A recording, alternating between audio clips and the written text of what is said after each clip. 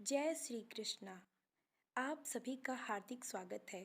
आज हम रसपान करेंगे श्रीमद् भगवद गीता के 12वें अध्याय का। अर्जुन बोले, जो अनन्य प्रेमी भक्तजन पूर्वोक्त प्रकार से निरंतर आपके भजन ध्यान में लगे रहकर आप सगुण रूप परमेश्वर को और दूसरी जो केवल अविनाशी सच्चिदानंद निराकार ब्रह्मा को ही अति श्रेष्ठ भाव से भजते हैं, उन दोनों प्रकार के उपासकों में अति उत्तम योग बेता कौन है?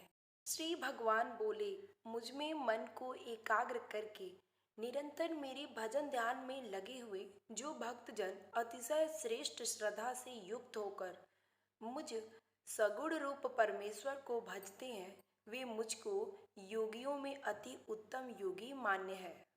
परंतु जो पुरुष इंद्रियों के समुदाय को भली प्रकार बस में करके मन बुद्धि से परे सर्वव्यापी अकथनीय स्वरूप और सदा एक रस रहने वाले नित्य अचल निराकार अविनाशी सच्चिदानंद ब्रह्मा को निरंतर एक ही भाव से ध्यान करते हुए भजते हैं, वे संपूर्ण हित में रत में और सबके समान भाव वाले योगी मुझको ही प्राप्त होते हैं।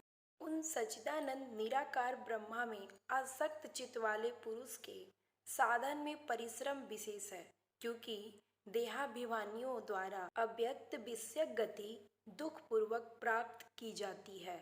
परंतु जो मेरे परायण रहने वाले भक्तजन संपूर्ण कर्मों को मुझ में अर्पण करके मुझ सगुण रूप परमेश्वर को ही अनन्य भक्ति योग से निरंतर चिंतन करते हुए भजते हैं, हे अर्जुन, उन मुझ में चित लगाने वाले प्रेमी भक्तों का मैं शीघ्र ही मृत्यु रूप संसार समुद्र से उद्धार करने वाला होता हूँ।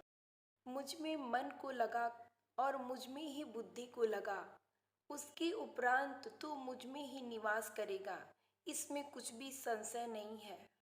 यदि तू मन को मुझ में अचल स्थापन करने के समर्थ नहीं है, तो ही अर्जुन अभ्यास रूप भगवान के नाम और गुणों का श्रवण कीर्तन मनन तथा श्वास द्वारा जप और भगवत प्राप्ति विषयक शास्त्रों का पठन पाठन इत्यादि चेष्टाएं भगवत प्राप्ति के लिए बारंबार करने का नाम अभ्यास है। योग द्वारा मुझको प्राप्त होने के लिए इच्छा कर। यदि तू उपयुक्त अभ्यास में ही असमर्थ है, तो केवल मेरे लिए कर्म करने के लिए परायण स्वार्थ को त्याग कर तथा परमेश्वर को ही परम आश्रय और परम गति समझकर निष्काम प्रेम भाव से सती शिरोमणि पवित्रता स्त्री की भांति मन वाणी और शरीर द्वारा परमेश्वर के लिए ही यज्ञ दान और तपादि संपूर्ण कर्तव्य कर्मों का नाम भगवद अर्थ कर्म करने की परायण होना है। हो जा इस प्रकार मेरे निमित्त कर्मों को करता हुआ भी मेरी प्राप्ति रूप सिद्धि को ही प्राप्त होगा।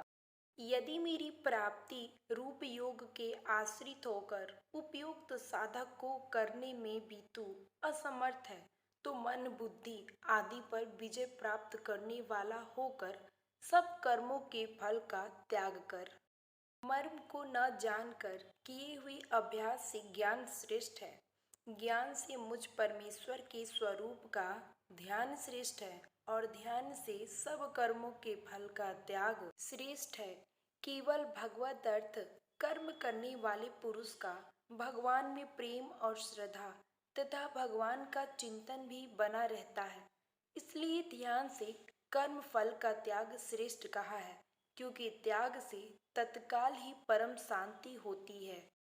जो पुरुष सब में द्वेष भाव से रहित स्वार्थ रहित सबका प्रेमी और हेतु रहित दयालु है तथा ममता से रहित अहंकार से रहित सुख दुखों की प्राप्ति में सम और क्षमावान है, अर्थात अपराध करने वालों को भी अभय देने वाला है, तथा जो योगी निरंतर संतुष्ट है, मन इंद्रियों सहित शरीर को बस में किए हुए है और मुझ में दृढ़ निश्चय वाला है, वह मुझ में अर्पण किए हुए मन बुद्धि वाला मेरा भक्त मुझको प्रिय है। जिससे कोई भी जीव उद्वेग को प्राप्त नहीं होता और जो स्वयं भी किसी जीव से उद्वेग नहीं होता तथा जो हर समर्थ दूसरे की उन्नति को देखकर संताप होने भय और उद्वेगी से रहित है, वह भक्त मुझको प्रिय है।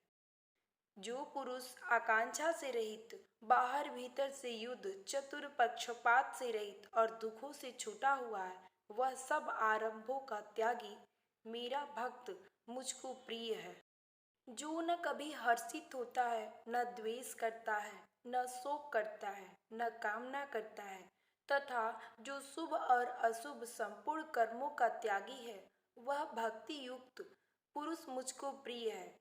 जो शत्रु मित्र में और मान अपमान में सम है तथा सर्दी गर्मी और सुख दुख आदि द्वंद्वों में सम है और आसक्ति से रहित है। जो निंदा स्तुति को समान समझने वाला, मननशील और जिस किसी प्रकार से भी शरीर का निर्वाह होने में सदा ही संतुष्ट है और रहने के स्थान में ममता और आसक्ति से रहित है, वह स्थिर बुद्धि भक्तिमान पुरुष मुझको प्रिय है।